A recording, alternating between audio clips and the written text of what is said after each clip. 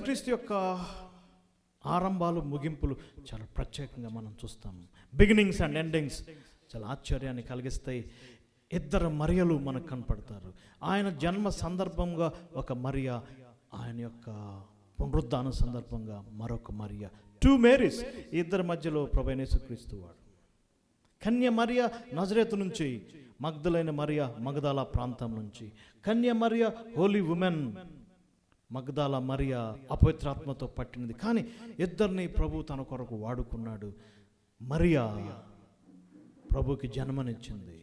నజరేతు మరియా ఆ యొక్క భర్త దగ్గర మనం చూస్తే బరియల్ అండ్ రిజరెక్షన్ దగ్గర మరొక మరియను చూస్తున్నాం, ఆమె మగ్దలేని మరియ. వీళ్ళిద్దరి మధ్య ఎంత గొప్ప సారూప్యాలు ఉన్నాయి.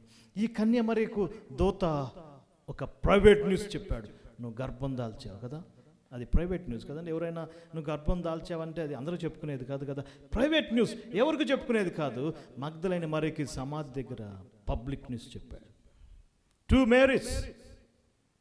వెంటనే ఆ యొక్క గుడ్ న్యూస్ విన్నప్పుడు మరియా త్వరగా పరిగెత్తినట్టుగానే మగ్దలైన మరియ కూడా త్వరగా పరిగెత్తినట్టుగా మనం చూస్తున్నాం. ఇద్దరు మరియల్ని ప్రభు ఆకర్షించాడు.